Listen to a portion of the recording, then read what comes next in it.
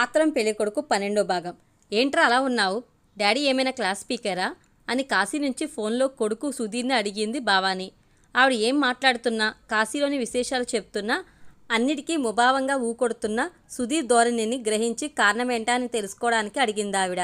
అదేం లేదులే, ఇంకేంటి అన్నాడు సుధీర్. ఏమైందిరా, ఎందుకలా ఉన్నావు అని బుజ్జగింపుగా కొడుకును మళ్ళీ అడిగింది భవాని. ఏం లేదు, నువ్వు టూర్ నుంచి ఇంటికి వచ్చాక చెప్తాలే అన్నాడు సుధీర్. ఇంటికొచ్చేసరికి ఇంకా 3 రోజులు పడుతుంది. ఈలోపు ఎందుకురా నాకు టెన్షన్? నీకేమైందని ఆలోచిస్తూ నీలాగా డల్గా ఉంటాను. అప్పుడు మీ డాడీకి అనుమానం వచ్చి మన ఇద్దరిని తిడతారు. ఇవన్నీ ఎందుకు గాని, ఏమైందో చెప్పు అందావిడ. ఏం లేదమ్మా, చిన్న విషయమే, మనోజ్ పెళ్ళి అయిపోయింది అని చెప్పాను కదా అన్నాడు సుధీర్. అవును, అయితే అందావిడ ఆసక్తిగా. మనోజ్ పెళ్ళి ఆగిపోవడానికి కారణం మన పూజితే అని ఆపాడు సుధీర్. ఏంట్రా, ఏం మాట్లాడుతున్నావు నువ్వు? మనోజ్ పెళ్ళి ఆగిపోవడానికి కారణం మన పూజితే ఎలా అవుతుందిరా అని ఆదుద్దాగా అడిగింది ఆవిడ. కారణం అంటే డైరెక్ట్గా కాదులే, ఇండైరెక్ట్గా అన్నాడు సుధీర్. ఒరేయ్, నాకు బీపీ తెప్పించకుండా అసలేమైందో వివరంగా చెప్పు అంది భవాని. అది మనోజ్ గారిని పెళ్ళికొడుకుని చేసిన రోజు పూజితని తీసుకుని వాడి ఇంటికి వెళ్ళాను. మన పూజితని చూడగానే వాడు పూజిత బాగా నచ్చిందన్నాడు. కానీ ఇంత పని చేస్తాడనుకోలేదు అని భయపడుతూ ఆపాపి చెప్పాడు సుధీర్. ఇంత పని అంటే ఏం చేశాడరా అని కంగారుగా అడిగింది భవాని.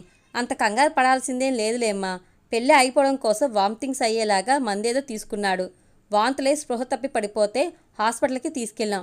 ఇప్పుడు పర్లేదులే, కానీ ఈ విషయం ఎవరికీ తెలియదు. అందరికీ ఫుడ్ పాయిజనింగ్ అని చెప్పారు. నాకు కూడా తెలిసేది కాదు. డాక్టర్ గారు మనోజ్ని తిడుతుంటే చాటుగా విన్నాను.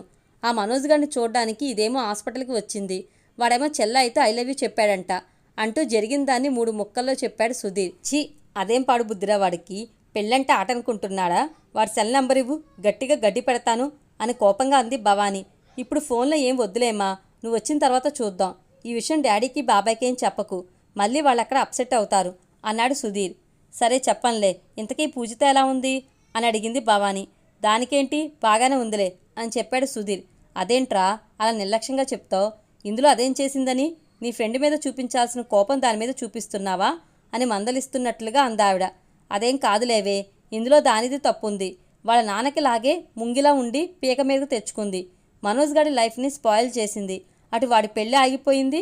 పాపం డాక్టర్లు సేవ్ చేశారు కాబట్టి సరిపోయింది కానీ అంటూ ఇంకా మాట్లాడుతూనే ఉన్నాడు సుధీర్. ఆపరా వెదవ, నోరు అదుపులో పెట్టుకుని మాట్లాడు. ఈ విషయానికి వాళ్ళ నాన్నకి సంబంధం ఏంటి? ఇందులోకి వాళ్ళ నాన్నని ఎందుకు లాగుతావు అని కోపంగా అందావిడ. ఆహా, నా ఉద్దేశం అది కాదమ్మా. పిన్ని సూసైడ్ చేసుకుని చనిపోయినట్టుగా మనోజ్ గారికి ఏమైనా అయ్యి ఉంటే తప్పు దాందే అవుతుంది కదా అని అంటూ నీళ్లు నమిలాడు సుధీర్. తప్పు పూజితది ఎందుకు అవుతుందిరా? దాన్ని చూసి ఇష్టపడింది వాడు. వాడి పెళ్ళి ఆగిపోవడం కోసం మందులేసుకున్నది వాడు. వాడికేమన్నా అయితే పూజితది తప్పెలా అవుతుందిరా అని సీరియస్గా అడిగింది భవాని. ఇందులో పూజిత తప్పు ఉందమ్మా. నేను దానికి ఒక్కదానికి పార్టీ ఇస్తాను అన్నాను. దాంతోపాటు ఇంకో 4 ఫ్రెండ్స్కి ఐస్ క్రీమ్ పార్లర్లో పార్టీ ఇవ్వాలి అంది. ఎందుకంత గొప్పలు దానికి? డాడీ ఏమో వెళ్తూ నాకు రూపాయి కూడా ఇవ్వలేదు. నా దగ్గర డబ్బులు లేక మనోజ్ని అడిగాను. వాడేమో పూజితకిచ్చే పార్టీకి వాడు వస్తానన్నాడు. సరే, పార్టీ సంగతి వదిలే. వాడు హాస్పిటల్లో ప్రేమిస్తున్నానని చెప్పగానే వెంటనే నాకు చెప్పాలా? నిన్న రాత్రి చెప్పింది. అదేమంటే నలుగురికి తెలిస్తే దానికి బ్యాడ్ నేమ్ వస్తుందంట. మనోజ్ గారు దాని మీద ఏవేవో అబద్ధాలు కల్పించి చెప్తాడో అంటుంది. తప్పు చేసింది వాడైతే దీనికెందుకు చెడ్డ పేరు వస్తుంది అంటూ జరిగిన దానంతా ఆవేశంగా ఫోన్లో గడగడా చెప్పాడు సుధీర్. పూర్తిగా విన్నాక, ఇందులో తప్పు దాంది కాదురా వెధవ, నీది. గొప్పలకు పోయింది అది కాదు, నువ్వు. నీ దగ్గర డబ్బులు లేకపోతే నన్ను అడగచ్చుగా. అక్కడ ఎవరో ఒకళ్ళకి చెప్పి సర్దుబాటు చేయమనేదాన్ని. పార్టీ ఇచ్చేంత డబ్బు లేనప్పుడు ఆ విషయం సూటిగా దానితోనే చెప్పాలి నువ్వు.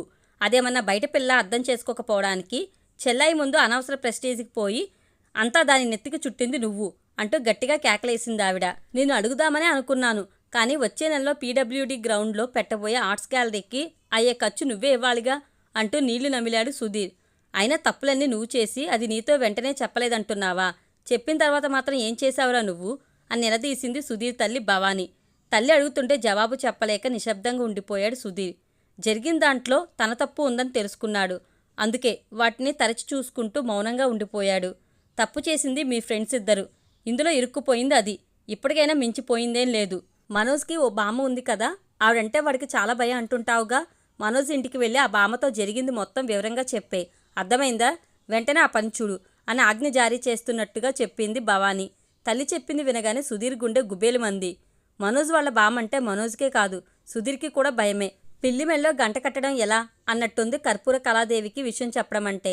తల్లి ఆజ్ఞకి వెనకాడుతున్నట్టుగా నాకు చాలా పనులు ఉన్నాయమ్మా. కొన్ని పెయింటింగ్స్ వేస్తున్నాను.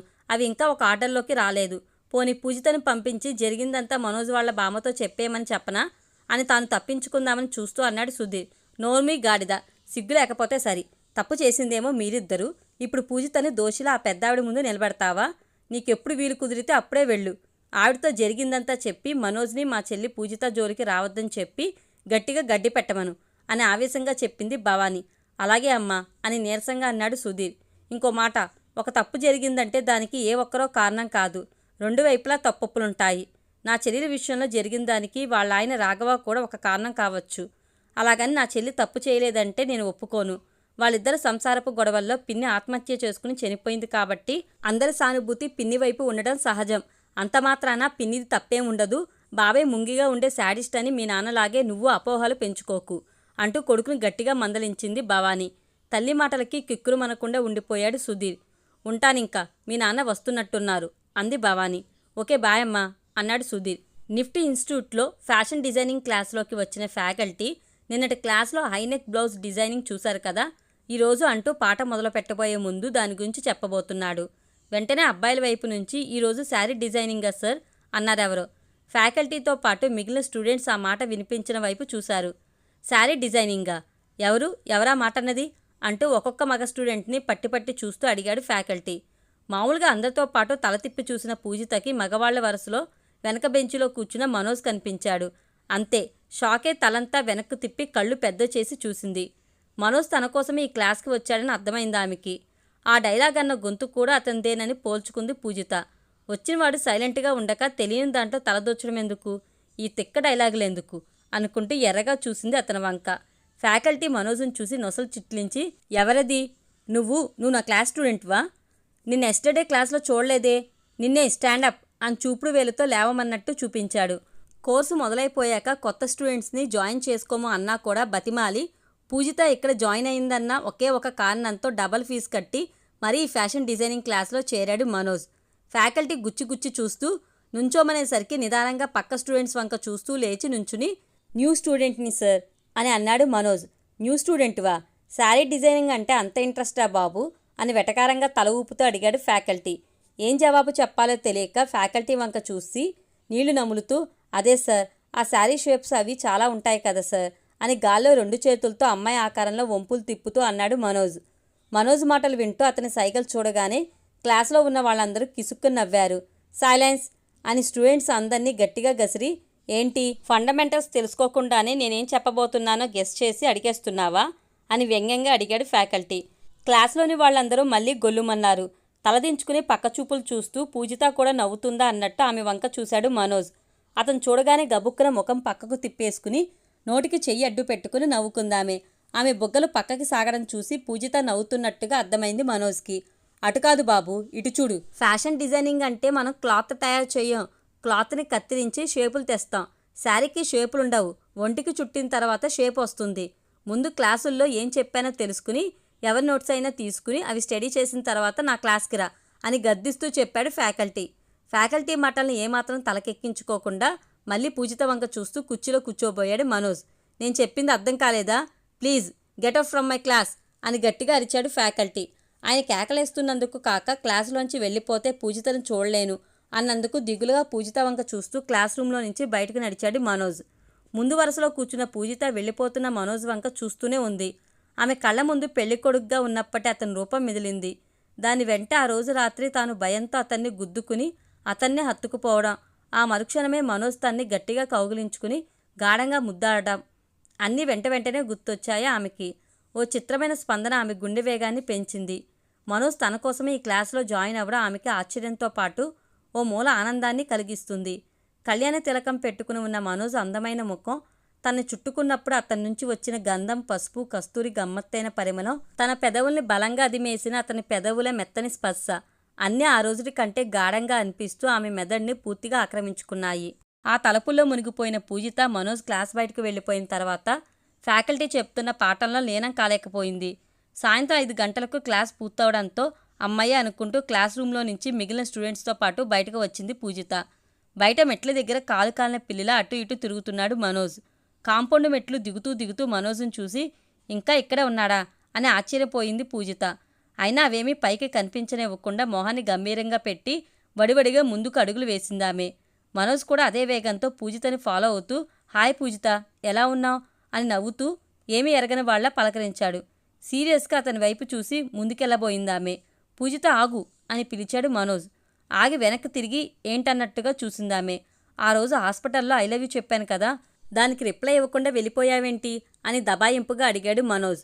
అతను అడిగిన విధానానికి ఆశ్చర్యపోయి చూస్తూ బదులు కావాలా? బదులే కదా, మా నాన్న ఊరి నుంచి వస్తున్నారు, వచ్చాక చెప్తారు, వెయిట్ చేయి అని చెప్పి రాబోతున్న నవ్వును ఆపుకుంటూ ముందుకు నడిచిందామె. ఆమె తోటి స్టూడెంట్స్ వింతగా వాళ్ళిద్దరిని చూస్తూ వాళ్ళని దాటి వెళ్తున్నారు. వాళ్ళ చూపులకి కొంచెం సిగ్గుగా తల ఉంచుకుని వడివడిగా నడుస్తుంది పూజిత. మనోజ్ మాత్రం వాళ్ళ చూపుల్ని ఏమాత్రం లెక్క చేయకుండా గబగబా పూజిత ముందుకెళ్ళి ఆమె నడకకి అడ్డుపడుతున్నట్లుగా ఎదురు నిలిచాడు. ఆమె వంక చూసి టీవీ స్మైల్ ఒకటి ఇచ్చి ఏదున్నా మన ఫేస్ టు ఫేస్ మాట్లాడుకుందాం, మధ్యలో పెద్దవాళ్ళని ఎందుకు ఇన్వాల్వ్ చేయడం, పాపం వాళ్ళు ఫీల్ అవుతారు అని సాగదీస్తూ అన్నాడు మనోజ్. ఫేస్ టు ఫేస్ ఏం మాట్లాడుకుంటాం? ఫేస్ టు ఫేస్ మాట్లాడుకోవడానికి ఏముంది మన మధ్య? నీ ముఖం నాకు చూపించొద్దని హాస్పిటల్లోనే చెప్పాను. ఇప్పుడు నా క్లాస్కి వచ్చి నన్ను ఇలా విసిగిస్తున్నావు. ఒక అమ్మాయిని పెళ్లి చేసుకోబోతూ ఇంకో అమ్మాయిని ముద్దు పెట్టుకున్నావు. మళ్ళీ సిగ్గు లేకుండా ఐ లవ్ యూ చెప్పావు. నీలాంటి వాడితో ఏ అమ్మాయి అయినా ఏం మాట్లాడుతుంది అని సూటిగా అతని వంక చూస్తూ కోపంగా అడిగింది పూజిత. ఆమె ఆ రోజుటి విషయం లేవనెత్తేసరికి తన మనసును విప్పి చెప్పడానికి ఇదే మంచి అవకాశం అనిపించింది మనోజ్కి. వెంటనే ఏ అమ్మాయో అవసరం లేదు, ఆ ముద్దు పెట్టించుకున్న అమ్మాయి మాట్లాడితే చాలు. నీ అబ్జెక్షన్ నేను పెళ్లి చేసుకోబోతూ నీతో అలా బిహేవ్ చేశాననే కదా. ఇప్పుడు ఆ పెళ్ళి ఆగిపోయింది పూజిత. నువ్వంటే నాకు చాలా ఇష్టం. నీకోసం నేనే ఆ పెళ్ళి ఆగిపోయేలా చేసుకున్నాను. నేను నిన్ను పెళ్లి చేసుకుంటాను పూజిత అని గడిగడా చెప్పాడు మనోజ్.